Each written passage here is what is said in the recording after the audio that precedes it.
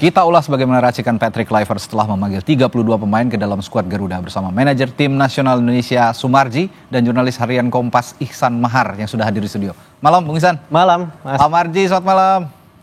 Yuk, malam. Assalamualaikum. Waalaikumsalam warahmatullahi wabarakatuh. Biasanya Pak Marji kalau tampil di Kompas TV selalu ada kejutan Bung Ihsan. Selalu ada pernyataan kejutan. Gimana persiapan sejauh ini Pak Marji dari tim? Ya, kalau bicara persiapan tentu yang sudah berada di Bali adalah tim kepelatihan. Sementara para pemain nanti baru akan bergabung. Mulai tanggal 23 sudah pada berdatangan sampai dengan nanti tanggal 31 di Bali, tanggal 1 kembali ke Jakarta. Oke. Ini sebenarnya yang jadi kejutan publik juga ada panggilan terhadap 32 pemain, ini lebih banyak dibandingkan edisi sebelumnya sebenarnya Pak Marji. Sebenarnya alasan Coach Patrick memasukkan 32 nama ini apa sih?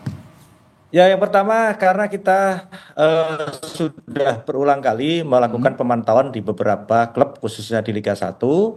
Dan dari hasil pemantauan beberapa pelatih ya, mulai dari Coach Patrick sendiri sampai dengan para asisten, semuanya melakukan pemantauan dan dari hasil pemantauan itu maka yang tadinya memanggil 28, ini ditambah jadi 4, jadi 32 pemain. Jadi berkaitan dengan kenapa memanggil 32 pemain, tentu ini adalah berdasarkan dari hasil pantauan tim pelatih dan nanti ketika di Bali akan dilihat siapa yang memang layak untuk memperkuat 23 pemain yang akan didaftarkan. Oke, kalau dari perspektif Anda, Bung Ihsan, 32 pemain ini apakah pilihan Coach Patrick untuk apakah penentuan Coach Patrick untuk memberikan banyak pilihan untuk terhadap skuad Garuda nanti menghadapi Tiongkok? Ya, secara susunan komposisi pemain jelas ini adalah bisa memberhadirkan persaingan yang lebih sehat pada tim. Karena kita tahu kalau hanya 28 dengan masa persiapan yang sebenarnya lebih panjang dibanding Maret kemarin, jelas Coach Patrick, Danny Lenzat dan juga Coach Ale Pastur butuh nama-nama alternatif gitu. Terutama karena kita tahu Martin Paes absen dan juga Marcelino Ferdinand absen yang nggak bisa bermain lawan Cina akumulasi kartu. Ada Ragnar Ratmangun juga. Ada begitupun juga Kevin Dix dan Messi Leurs yang kita tahu masih mengalami cedera gitu kan. Yang tentu perlu nama-nama yang lebih banyak lagi untuk mengisi alternatif jika seandainya misalkan Kevin Dix dan Messi Leurs nggak bisa bergabung. Kita tahu ada Yakob dan Yance yang notabene pemain serba bisa, ada Snawi juga di kanan, plus di pos penjaga gawang ada tambahan Reza Arya yang tampilannya di paruh kedua setelah kemarin cedera di awal musim udah cukup positif dengan PSM Makassar. Ditambah lagi juga kita masih ada Septian Bagaskara, plus juga berharap Egy juga benar-benar bisa fit karena kemarin di Maret performa dia di musim ini bisa dikatakan performa terbaiknya dia di era Liga 1 dan semoga aja bisa efektif dan itu jadi suntikan berharga ketika kita tanpa pemain seperti Ratmangun, tanpa seperti Marcelino, plus juga ada juga kemungkinan Stefano Lipali comeback. Tapi ada satu sisi juga yang saya juga sedikit agak kurang puas nih ngelihat susunan ini, Mas. Kenapa? Karena salah satu pemain yang cukup impresif di musim ini, Beckham Putra di Persib yang mainnya sangat bagus juga mencatatkan penampilan yang paling baik lah dalam era profesionalnya dia di Persib, 6 gol 3 assist dan bawa Persib juara juga dan juga memberikan gol-gol penting seperti melawan Persija dan Bali dalam bawa Persib juara di Liga 1 musim ini nggak kelihatan gitu, nggak panggil ya. Oke. Nah, tapi di sisi lain ada 11 nama pemain yang main di Liga 1 nih. Ini juga sebenarnya dari sebelum-sebelumnya mungkin yang terbanyak di 11 orang. Gimana kalau lihat komposisi ini? Ini hal yang positif juga bagi pemain-pemain Liga 1. Kenapa? Karena Coach Patrick memberikan sinyal bahwa beliau memperhatikan Liga 1 ini ya. Karena kita tahu kayak Yakob adalah pemain tersubur lokal kita setelah Egy dengan koleksi 10 gol plus 4 assist. Yance juga saudara kembarnya juga kemarin bikin hat-trick terakhir lawan PSIS Semarang. Udah bikin 7 gol, back sayap paling produktif juga di Liga 1. Ditambah ada Sananta yang sebenarnya dirumorkan akan gabung ke tim Brunei DPNM dan mulai main dimulai Mei ini dan juga musim depan di Malaysia dan kita lihat bahwa ini adalah pemain yang memang punya jam terbang yang juga bagus di level internasional. Reza Arya mungkin belum debut di timnas tapi udah membela PSM di ajang internasional, itu hal yang positif dan juga mereka masing-masing punya bekal lah untuk membela timnas di laga Cina dan lawan Jepang ini. Oke. Nah, ini selanjutnya nanti saya akan juga tanyakan ke Pak Marji nih, 4 orang pemain yang sebelumnya pernah merasakan bermain di timnas, tapi lama juga tidak bermain, akhirnya sekarang terpanggil lagi. Ada Stefano Lillipali, ada Sayuri Brothers ya, Yance dan Yakob, lalu juga ada Asnawi. Nah, apa alasan utama memanggil 4 pilar yang pernah, nah, kalau orang sepak bola Indonesia bilangnya anak hilang katanya. Dulu pernah ada, hilang, sekarang balik lagi. Apa alasan Coach Patrick memanggil 4 orang ini lagi? Saya akan tanyakan itu setelah jeda di Sapa Indonesia Malam. Total bersama kami.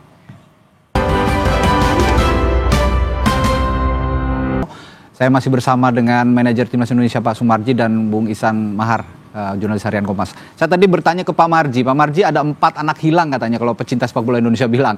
Sempat masuk di timnas, sekarang masuk lagi. Ada Asnawi Mangkualam, ada Sayuri Brothers, Yakob dan siapa? Satu lagi? Yakob dan Yance, sorry, agak lupa. Yakob dan Yance sering tertukar. Dan satu lagi juga ada Stefano Lillipali.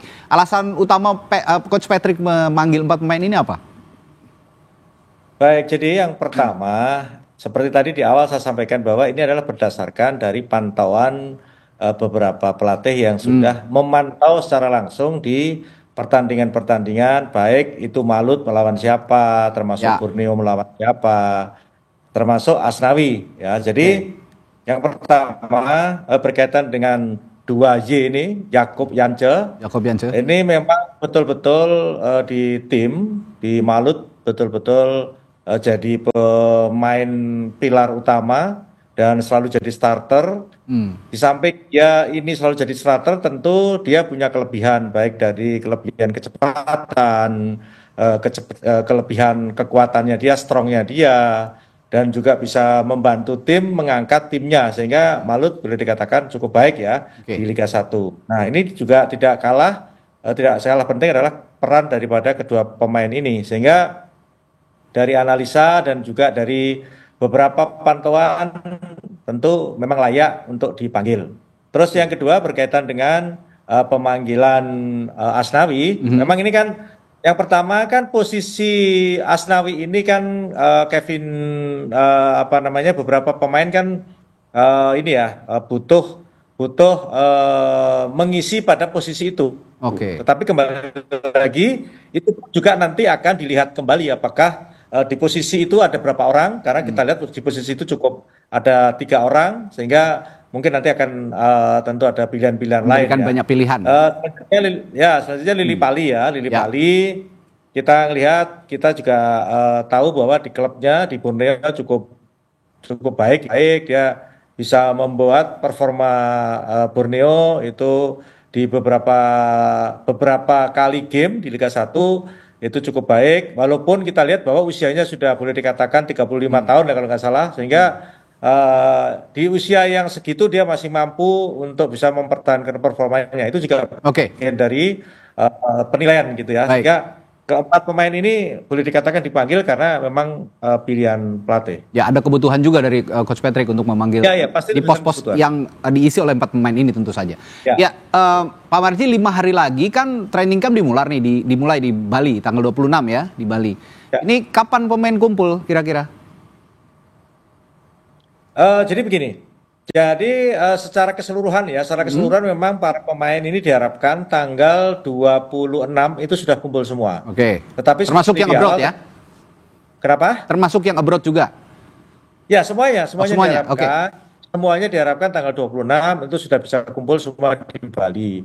Tetapi kita lihat juga ada beberapa pemain yang dimungkinkan tidak bisa datang tepat waktu dikarenakan jadwal pertandingan di masing-masing klub.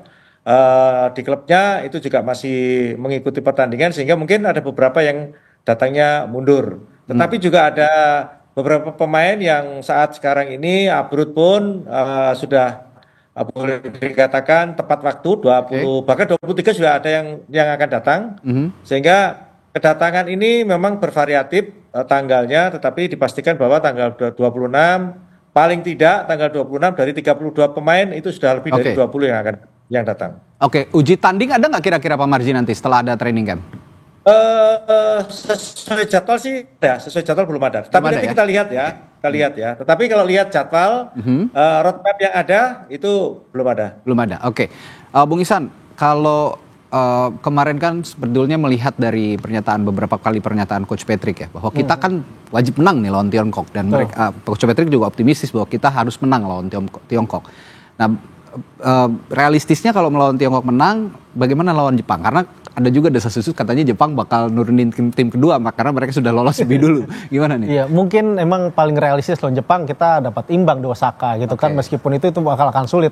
Jepang bermain dengan tim kedua bahkan tim ketiga pun juga tentu masih akan sulit ya? Betul bagi kita. Di satu sisi Jepang juga tentu akan mengejar poin penuh. Kenapa? Karena jelas ini akan mempengaruhi poin mereka dan nanti di peringkat FIFA yang akan mempengaruhi undian nanti di bulan Desember. Dan tentu jadi tidak mungkinlah Jepang akan bermain setengah hati nih di Osaka, apalagi di depan pendukung mereka sendiri. Oke, nah kalau melihat kembalinya sejumlah pemain yang hilang tadi nih, saya bahas juga kalau tadi sudah sama Pak Marji, saya bahas sama Bung Ihsan. Ini apa yang bisa kita harapkan dari 4 pemain ini? Adakah bisa memberi warna yang lain dari bentuk permainan sebelumnya? Kalau dilihat dari yang komposisi yang ada gitu, misalkan Yakob dan Yance misalkan, kita kalau melihat di game melawan Australia dan juga lawan Bahrain, kita kekurangan pemain yang bisa lakukan improvisasi, terutama dari sisi saya. Pemainnya bisa dribble bola, pemain yang berani menghadapi 1 lawan 1. Itu hanya kelihatan ketika lawan Bahrain ada Urat Mangun di situ, gitu kan. Dan ketika lawan Australia kita kehilangan ketika kita tertinggal, tidak ada pemain yang bisa memecah kondisi. Dan Yance dan Yakob punya kemampuan itu. Dan itu bisa jadi nilai positif bagi 2 pemain ini, yang syukur-syukur terutama Yance bisa fit ketika karena kita tahu terakhir Yance dipanggil di timnas bulan Mei untuk laga bulan Juni tahun lalu.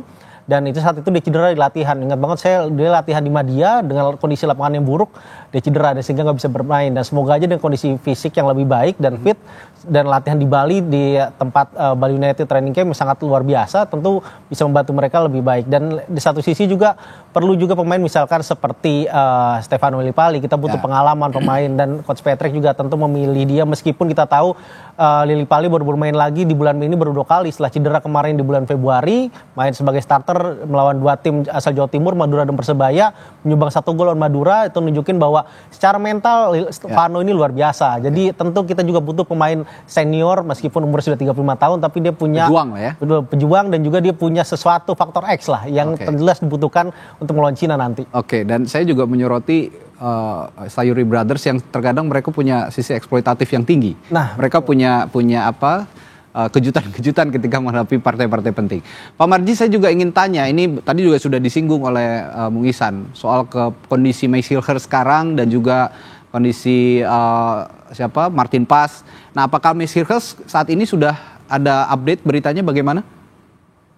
Jadi sampai dengan saat ini semuanya masih on schedule dan tiket juga sudah kita siapkan dan belum ada pemberitahuan lebih lanjut berkaitan dengan para pemain. Intinya bahwa pemain yang kita panggil 32 pemain itu semuanya sudah menyampaikan bahwa siap datang dan tiket sudah kita kirim ke para pemain. Termasuk Maysilher ya? Semuanya sudah kita kirim. Nah, kalau kondisi Martin Pas yang tidak bisa main lawan Tiongkok nanti, ini tentu saja kita masih punya Emil Audero. Kondisi Emil sejauh ini bagaimana?